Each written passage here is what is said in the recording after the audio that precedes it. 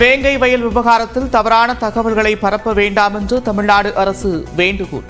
தனிப்பட்ட விரோதம் காரணமாக 3 பேர் குற்றத்தில் ஈடுபட்டதாகவும் விளக்கம்.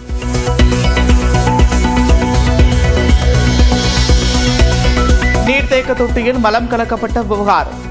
சிபிஐ விசாரணை கோரி வேங்கை வயலில் போராட்டம் நடத்திய விசிக நிர்வாகிகள் 12 பேர் கைது.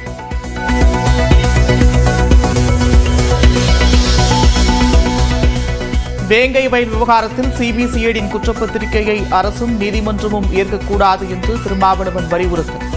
ஏற்கனவே வெளியான ஆடியோதான் தற்போது பகிரப்படுவதாகவும் விளக்கம்.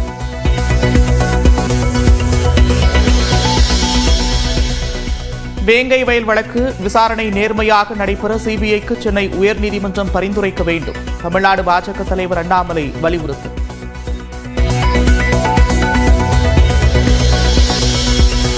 டங்ஸ்டன் சுரங்க திட்டத்தை ரத்து செய்ய நடவடிக்கை எடுத்த முதலமைச்சருக்கு மதுரை அரிட்டாப்பட்டியில் நாளை பாராட்டு விழா. சென்னையில் முதலமைச்சர் மு க ஸ்டாலினை சந்தித்து அழைப்பு விடுத்த போராட்டக் குழுவினர்.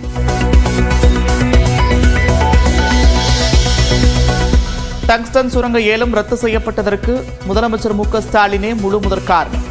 சென்னையில் முதலமைச்சரை நேரில் சந்தித்த போராட்டக் குழுவினர் பேட்டி.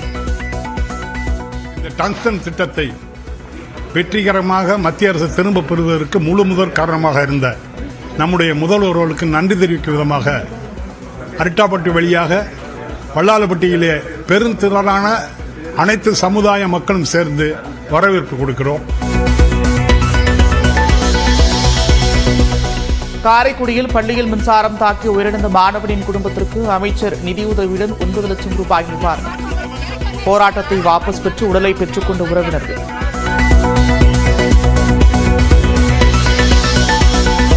காரைக்குடி பள்ளியில் மாணவன் உயிரிழந்த விவகாரத்தில் தலைமை ஆசிரியர் மற்றும் வகுப்பாசிரியர் பணியிடை நீக்கம்.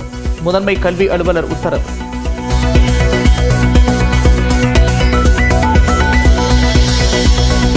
பஞ்சாபில் தாக்குதலுக்கு ஆளான கபடி வீராங்கனைகள் பாதுகாப்பாக டெல்லி தமிழ்நாடு இல்லம் வந்தடைந்தனர். இன்று மாலை ரயில் மூலமாக சென்னை அழைத்து வர ஏற்பாடு.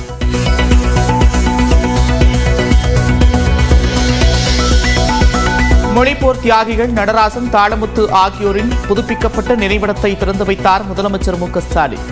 நினைவிடத்தில் மலர் வளையம் வைத்து மரியாதை.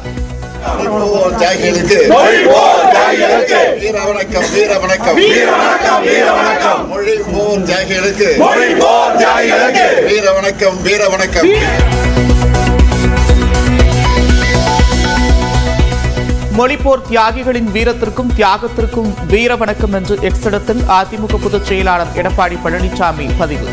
தமிழ் மொழியை காக்க வீறு கொண்டு எழுந்து போராடியதாக பெருமிதம்.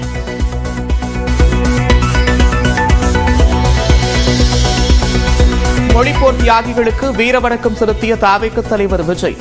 ஒப்பற்ற தாய்மொழி தமிழை காக்க உறுதியேற்போம் என்று எக்ஸிடத்தில் பதிவு.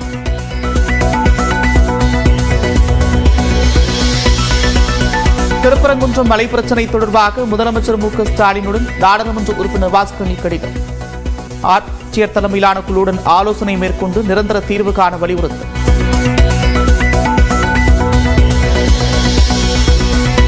குடியரசு தினத்தை ஒட்டி தமிழ்நாட்டைச் சேர்ந்த காவல்துறையினர் 23 பேருக்கு விருதுகள் அறிவிப்பு. அளப்பரிய சேவைக்கான குடியரசுத் தலைவர் விருதுக்கு ஐஜிக்கள் துரைக்குமார், ராதிகா ஆகியோர் தேர்வு.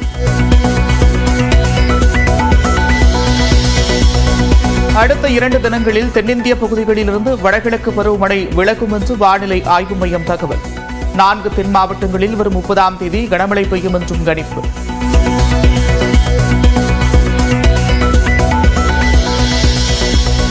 தமிழ்நாட்டில் கிராம சபை கூட்டங்களை வட்டாட்சியர்கள் ஆய்வு செய்கிறார்களா என்று உயர்நீதிமன்ற மதுரை கிளை கேள்வி. தமிழக அரசு உரிய விளக்கம் பெற்று தெரிவிக்குமாறு நீதிபதிகள் உத்தரவு.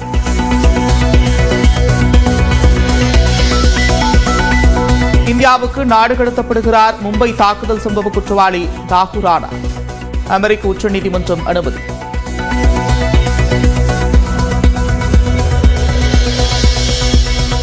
இலங்கையில் சொத்து குவிப்பு வழக்கின் முன்னாள் அதிபர் மஹிந்த ராஜபக்சேவின் மகன் யோஷிதா ராஜபக்சே கைது.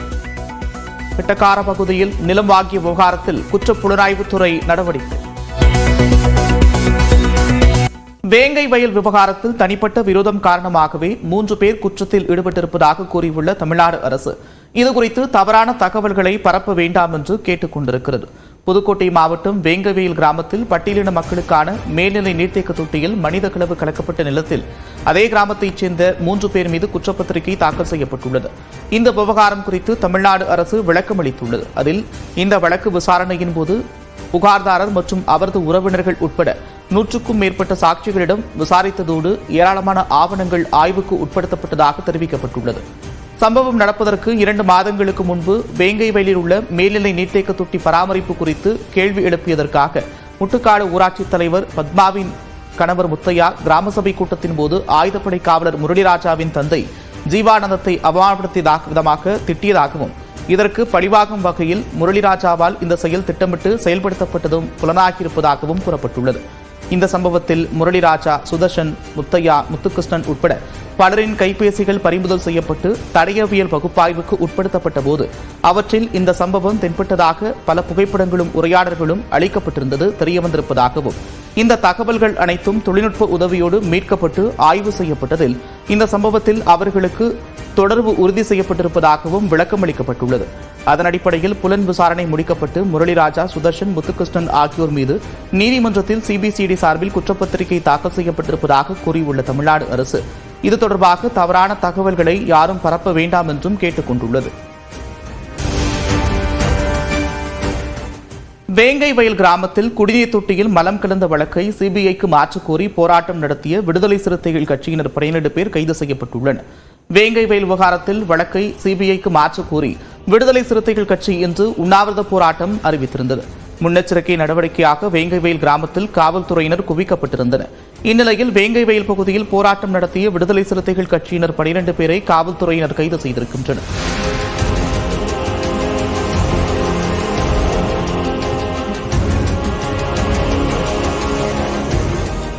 இந்நிலையில் வேங்கைவயல் வழக்கை சிபிஐ விசாரணைக்கு பரிந்துரைக்க வேண்டும் என்று பாஜக மாநில தலைவர் அண்ணாமலை தெரிவித்திருக்கிறார். இது தொடர்பாக அறிக்கை வெளியிட்டுள்ள அவர், பட்டியல் சமூக மக்கள் வசிக்கும் பகுதியில் இருந்த நீர்த்தேக்க தொட்டியில் மனித மலம் கலந்த வழக்கில் அதே சமுதாயத்தைச் சேர்ந்த 3 பேரை குற்றவாளிகள் என்று திமுக அரசு கூறியிருப்பது பலத்த கேள்விகளை எழுப்புவதாக குறிப்பிட்டிருக்கிறார். தொடக்கம் முதலே வழக்கு விசாரணையின் போக்கு முறையானதாக இல்லை என்றும் முன்னுக்கு பின் முரணான தகவல்கள் பரப்பப்பட்டு வந்ததாகவும் அண்ணாமலை தெரிவித்திருக்கிறார். சம்பவம் நடந்து 2 ஆண்டுகள் கடந்த பிறகு வழக்கை எப்படியாவது முடித்துவிட வேண்டும் என்பதுதான் திமுகவின் நோக்கமாக தெரிகிறது என்று பாஜக மாநில தலைவர் அண்ணாமலை அறிக்கையில் சுட்டிக்காட்டியிருக்கிறார். காரைக்குடி அருகே பள்ளியில் மின்சாரம் தாக்கி பலியான மாணவனின் உடலை வாங்க மறுத்து உறவினர்கள் நடத்தி வந்த போராட்டம் வாபஸ் பெறப்பட்டது. காரைக்குடி அருகே சாக்கோட்டை புய்யாவயல் அரசு மேல்நிலைப் பள்ளியில் கைலாசம் வளர்மதி தம்பதியின் மகன் சக்தி சுமையா என்பவர் 9ஆம் வகுப்பு பயின்று வந்தார். இந்நிலையில் பள்ளியில் மின்சாரம் தாக்கி மாணவர் உயிரிழந்ததாக கூறப்படுகிறது. அவரது உடலுக்கு காரைக்குடி அரசு மருத்துவமனையில் உடற்கூறாய்வு செய்யப்பட்டது. உயிரிழந்த மாணவரின் குடும்பத்திற்கு முதலமைச்சர் புது நிவாரண நிதியிலிருந்து 5 லட்சம் ரூபாய் நிவாரணமாக அறிவிக்கப்பட்டது. ஆனால் மாணவனின் உடலை வாங்க மறுத்து மருத்துவமனை வெளியே உறவினர்கள் போராட்டத்தில் ஈடுபட்டனர். மாணவனின் குடும்பத்தில் ஒருவருக்கு அரசு வேலை வழங்க வேண்டும் என்றும் நிவாரண நிதியை அதிகரிக்க வேண்டும் என்றும் வலியுறுத்தினர். அவர்களுடன் காரைக்குடி காவல் துணை கண்காணிப்பாளர் பார்த்திபன் மற்றும் காரைக்குடி தாசில்தார் ராஜா காவலர்கள் பேச்சுவார்த்தையில் ஈடுபட்டனர்.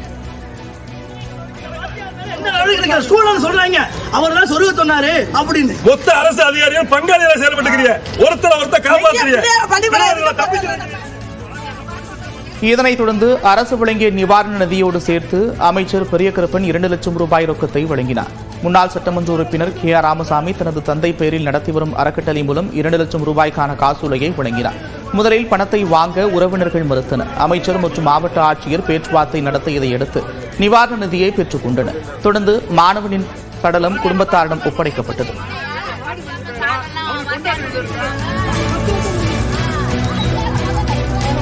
இந்நிலையில் மாணவர் உயிரிழந்த பள்ளியின் தலைமை ஆசிரியர் மீது நடவடிக்கை எடுக்கப்பட்டுள்ளது. தலைமை ஆசிரியர் கணேசன், பாலின மாணவர் வகுப்பு ஆசிரியர் பாண்டி, முருகன் ஆகியோர் தற்காலிகமாக பணி நீக்கம் செய்து முதன்மை கல்வி அலுவலர் பாலு உத்தரவிட்டிருக்கிறார்.